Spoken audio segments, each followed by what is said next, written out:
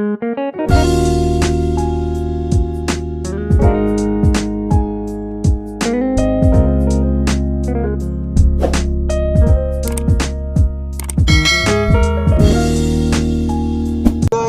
back again my YouTube channel. Kembali lagi bersama saya Hatta Fadli. Hari ini hari yang sangat cerah di siang hari ini dan sedikit berawan, ya kan.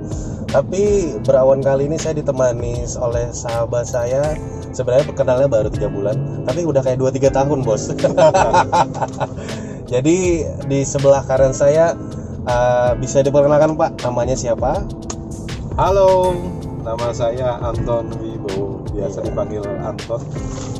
Jadi Pak Anton ini rekan partner kerja di sebuah perusahaan yang saya bekerja di situ.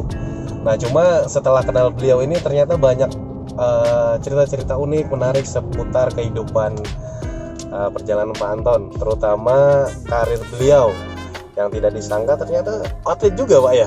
Ya. Jadi gimana, Pak? Pertama kali bukan orang Samarinda, Pak, ya? Iya, pertama kali saya memang asli dari kota Malang, Jawa Timur ya.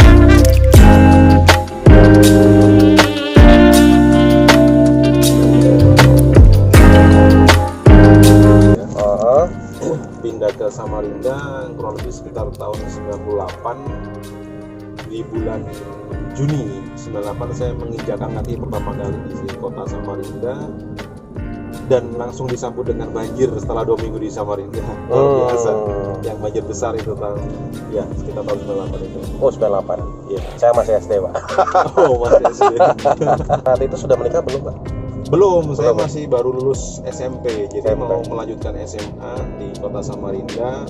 Kebetulan memang di Malang sudah tidak ada siapa-siapa yang ngurus, maksudnya dari nenek sudah meninggal, jadi orang tua kan memang lama di Samarinda, jadi disuruh baliklah ke Samarinda, katanya seperti itu. Iya. Awalnya sih saya nggak mau, cuman saya minta satu syarat, kalau saya bisa mau ke kota Samarinda, satu syaratnya. Iya. Asal jangan dilarang main sepak bola. Nah, karena itu adalah salah satu hobi dari Bro Anton, ya. Iya, betul. Lalu melanjutkan pendidikan di kota Samarinda hingga sampai dapat pekerjaan di sini, ya, Pak Anton, ya. Betul, dapat pekerjaan, dapat jodoh pun juga di kota Samarinda, sama-sama orang Jawa juga, orang Surabaya.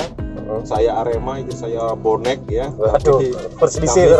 Kami kelahinya di Ranjang aja gitu.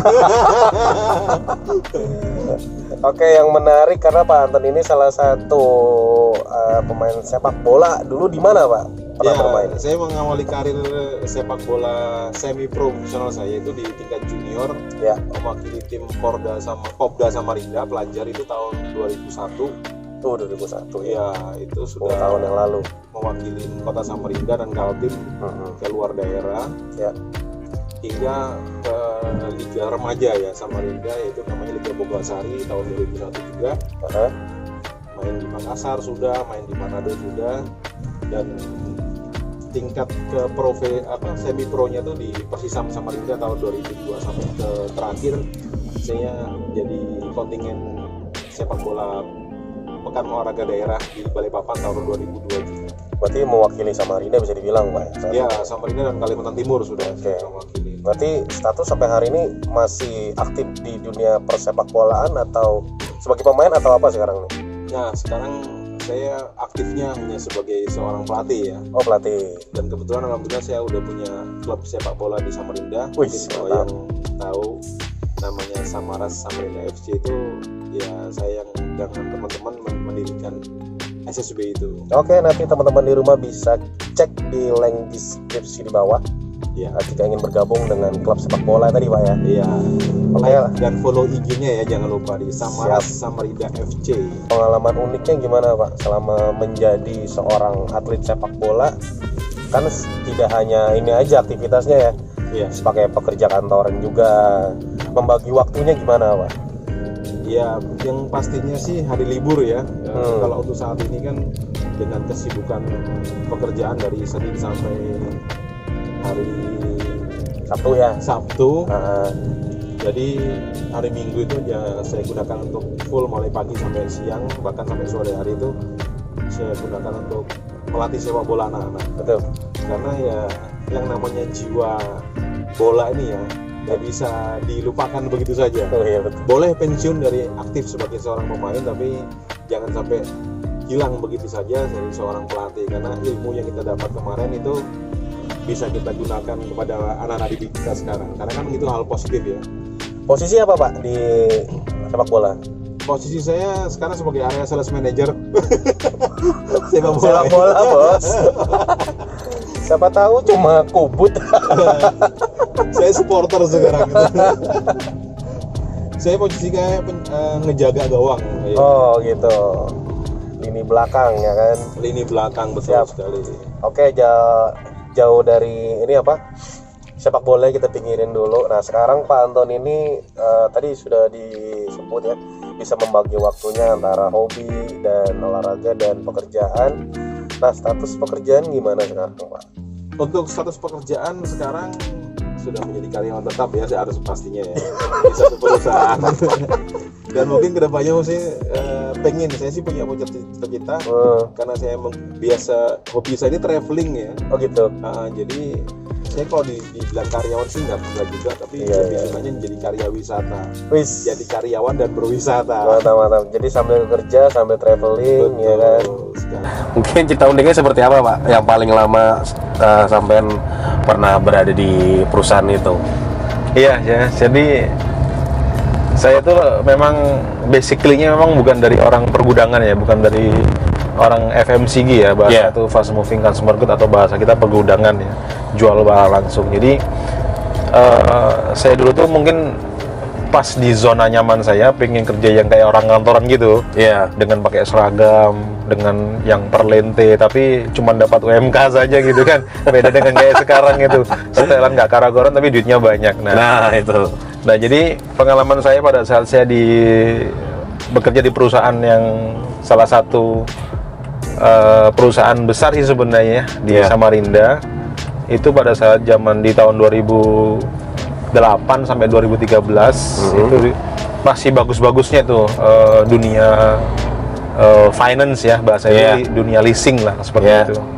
Jadi pengalaman menarik tuh cukup banyak sekali. Jadi di satu sisi positifnya, saya bisa ketemu dengan semua kalangan ya, karena konsumen saya yang beli yang kredit motor dengan saya itu cukup banyak ya, dari semua kalangan, dari yang orang nggak punya KTP, bukan orang Samarinda, bukan orang manapun, bisa saya sulap jadi apapun lah gitu ya, jadi penjahat leasing bahasanya seperti itu. Itulah dunia riba Pak ya. Nah itulah dunia yang menenggelamkan saya sebenarnya situ. Tapi tidak saya sadarin, kurang lebih sekitar 5 tahun berjalan, enjoy saja. Akhirnya pada suatu ketika, pada saat saya memperjuangkan nih omset yang saya capai, ternyata tidak berbanding lurus dengan apa yang saya terima. Oh gitu. Impact-nya lah dari yang sebelum. Impact-nya tidak ada. Akhirnya saya disadarkan sama Allah nih, sama Tuhan disadarkan pada saat saya ke Muara Badak ya, visit ke sana. Hari Sabtu gitu nggak salah, pas di luar jam kerja sebenarnya sih, itu saya ngebut ya, terus terjadi accident ya. Oh gitu. Di daerah Sungai Bawang nggak salah itu ya. Mau ke arah pas di atas gunung Sungai Bawang, mau belokkan ke Tahu Sumedang. Nah itu saya mengalami crash dengan orang yang mengakibatkan kaki saya tuh udah robek semuanya. Waduh. Jadi akhirnya saya, singkat cerita, saya dirawat di dekat rumah sakit Pampang situ. Puskesmas ya, bukan rumah sakit tapi puskesmas. Dan cukup banyak mengeluarkan apa namanya, darah. Siapa tuh bos? Teman, teman Kino, teman perjuangan itu di Kino. Iya. Mang Udin namanya. Maka mobil ada asing ya. Iya. Lanjut bos. Nah, jadi habis itu saya dirawat kurang lebih sekitar 1 minggu 2 minggu ya, untuk memulihkan keadaan, recovery gitu kan. Nah, satu yang saya pengen minta dari perusahaan, tolong dong motor saya dengan segala biaya operasi saya itu tolong ditanggung gitu. Yang Saya hancur kan- itu ya? Ya, karena kan saya statusnya udah karyawan tetap. Betul. Yang kedua, saya punya asuransi yang setiap bulan memotong gaji saya di situ. Oh gitu. Tapi ternyata tidak bisa diklaim. Mm-mm. Alasannya saya harus masuk rumah sakit dulu lah. Sedangkan saya kan posisi accident-nya kan jauh di luar kota. Iya. Pada saat saya mau masuk ke dalam rumah sakit rumah sakit dari Jadak itu ya, yang Iya, pakai iya. Proveri itu ya, mungkin bisa jadi darah saya tuh habis gitu. Iya loh. betul lah, nggak mungkin jauh-jauh ke sana. Nah, dan juga pasti keselamatan saya juga terancam di situ. Betul betul. Nah, saya berpikir akhirnya di sini, saya ngobrol dengan kepala cabang saya, ngobrol dengan teman-teman saya yang ada di kantor. Ternyata emang dari saya sendiri aja nggak bisa diklaim. Gimana kalau teman-teman perjuangan saya itu mengalami hal seperti ini? Akhirnya saya berpikir nih, bro. Ya. Jadi tidak semua perusahaan yang walaupun besarnya segede gaban itu nggak semua bisa memberikan impact yang baik terhadap kita. Loyal kepada karyawan lah ya. Betul. Makanya saya bilang ya, kenapa sih saya sering berpindah-pindah company? Iya. Karena bagi saya company itu bisa memberikan kehidupan bagi saya, cuma Betul. tidak bisa memberikan kenikmatan bagi saya, gitu maksudnya gitu. Oke. Makanya saya bertahan paling lama 2-3 tahun, saya harus pindah ke company lain. Oh. Seperti itu sih. Itu pengalaman yang paling berkesan sampai sekarang ya, dan nggak bakal saya lupakan tentang itu. Mungkin itu teguran dari Tuhan terhadap Betul. saya pribadi. Karena mungkin bagi saya kerjaan saya ini bener, tapi menurut Tuhan nggak bener. Akhirnya ya Dibukakan itulah lah jadinya. seperti itu bos ya. Betul. Betul. Lalu berpindahlah ke perusahaan berikutnya yang ibaratnya dengan notaben pekerjaannya marketing sama, cuma produk berbeda, medannya beda. Ya. Dan lanjutlah di mana yang berikutnya? Tapi sebelum itu jauh, setelah saya di leasing, saya berhenti, saya resign itu, saya sempat nganggur nih, bro. Oh gitu. Iya, jadi pada saat masa pengangguran saya kurang lebih 3 bulan ini, Betul. saya udah apply kemana-mana tapi belum ada jawaban. Saya ikut sama paman saya nih, ikut ngebangun, jadi kuli bangunan lah saya seperti itu. Oh gitu. Jadi titik terendah saya itu bukan sebenarnya ya, dari semua pengalaman pekerjaan saya ini yang paling yang menurut saya luar biasa tuh ya pada saat saya jadi kuli bangunan selama 3 bulan. Saat itu berarti masa-masa susahnya lah seorang Anton Wibowo menjalani kehidupan di kota Samarinda dengan memberanikan diri arisan dari pekerjaan tadi yang menurut Pak Anton sendiri memang harus saatnya saya berhenti di situ. Iya, Ya, mungkin gitu ya. saya berpikirnya positif selalu ya sama Tuhan ya, karena Tuhan sendiri nyiptain kita itu sudah ada maksudnya ya. Ya, Jadi walaupun pada saat- caranya berbeda ya. Betul. Jadi pada saat saya berpikir, oh ya mungkin saya disuruh Tuhan ini jadi kuli dulu deh, Iya, supaya betul. ngebersihin badan saya gitu ya dari riba-riba yang kemarin itu saya punya gitu kan.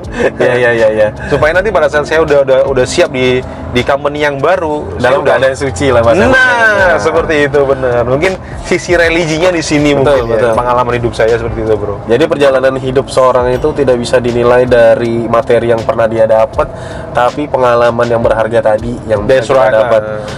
Karena yang ibaratnya sekarang Bro Anton jalanin di company yang selanjutnya mungkin berbeda dapat penghasilannya. Betul. Dari ibaratnya lingkungannya lagi.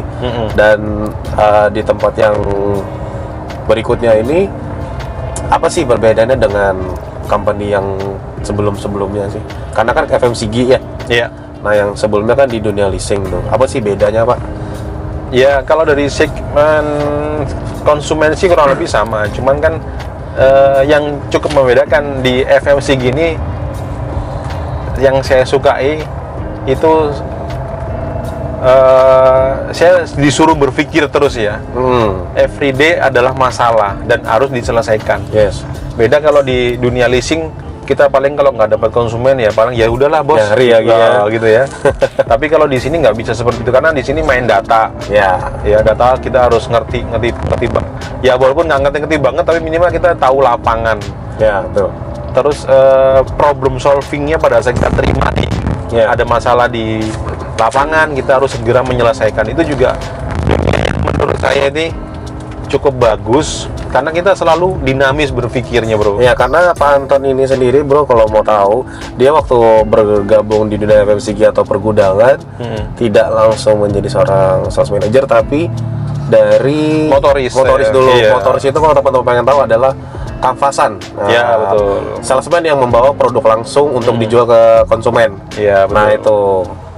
Jadi dari titik yang paling bawah dikerjain hingga akhirnya direkrut lagi menjadi supervisor. Setelah itu lanjut lagi menjadi prinsipal ya kalau bisa dibilang. Berapa produk Pak sekarang yang sudah dilewatin dari apa dulu pertama ya? Yang pertama saya dulu jadi motorisnya itu Bintang 7. Bintang 7 ya. Iya, Extra Joss, komik gitu ya. Nah itu brandnya. Terus pindah ke brand food ya, sambal ulek Vina mungkin. Nah, kalau itu. mungkin kerupuk Vina itu. Iya. Lalu baru saya lanjut lagi ke dunia cat sebentar, tapi nggak lama, sekitar 3 bulan. Baru saya beralih ke distributor. Nah di sini kan ilmu saya diuji lagi nih sama Tuhan kan. Habis naik turun. Nah jadi dari prinsipal ke distributor itu juga mungkin dibilang perlu pertimbangan lah ya kan? Iya betul. Tapi lagi-lagi seorang Anton Wibowo ini berpikirnya bukan masalah duitnya saja, tapi ini ada ilmu yang harus saya serap.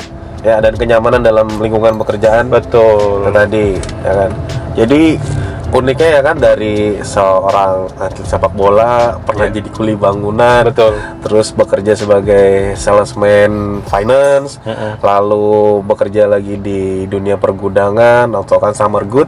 Jadi 5 hal ini sangat menarik menurut saya untuk diulas. Jadi ibaratnya pelajaran hidup yang sudah pernah beliau jalanin, tetap semangat Pak ya. Pasti. Jangan pantang menyerah, tetap terus berusaha walaupun kadang usahanya tidak dilihat. Iya. Ibaratnya dalam satu kelas itu dia paling belakang, nggak dilihat.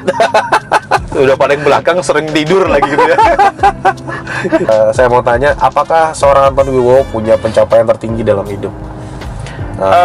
Bagi saya pencapaian tertinggi saya tahun 2014 bisa berangkat ke Tanah Suci dengan orang tua saya, dengan ibu saya. Itu adalah bagi saya saat ini itu paling tinggi pencapaian saya. Karena bagi saya pribadi yang namanya pencapaian tertinggi itu bukan masalah karir saya, tapi bagaimana cara bisa mendapatkan suatu berkah dari Tuhan. Alhamdulillah di 2014 yang lalu saya punya kesempatan, punya rezeki berangkat umroh bersama orang tua saya.